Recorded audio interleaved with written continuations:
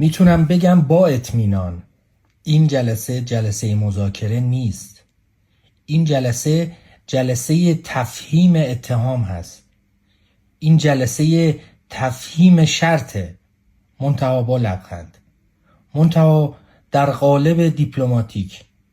از یک سو روسیه هم علاقمند است که این توافق صورت بگیرد.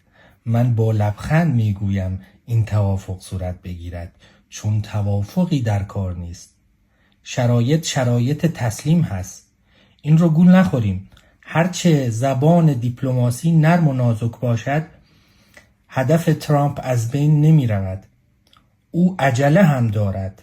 او اتفاقاً عجله هم دارد. وقتی هم نخواهد گذاشت که آنها بتوانند وقت بخرند. جمهوری اسلامی تمام گزینه‌هاش را از دست داده.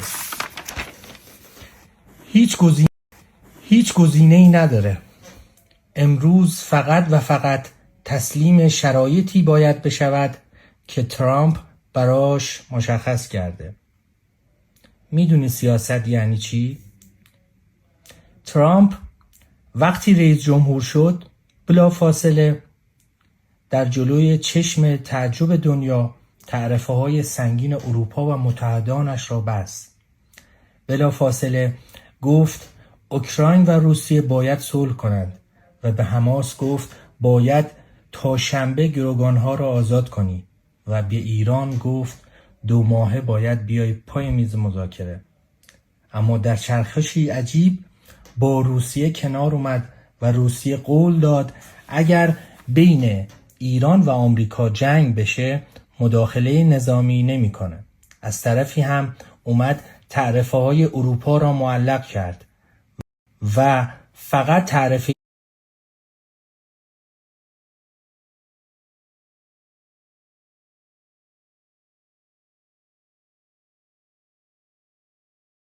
چین رو نگه داشته برای روز مبادا. اما حالا نقشه اصلی برای باید اجرا بشه.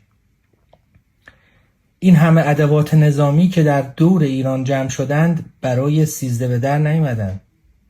آمریکا قصدش حمله به ایرانه و وقتی میخواد حمله کنه به ایران میخواد هیچ مانعی جلوش نباشه. قبل از حمله به ایران زهر چشمی رو از اروپا و دنیا گرفت، گفت این تعرفه ها سر جاشه، فشارهای اقتصادی سر جاشه، بشینید سر جاتون رو تماشا کنید. و اونها هم گفتن چشم و تعرفه ها برداشته شد. و به زودی تعرفه چین هم کم خواهد شد و مجوز حمله آمریکا به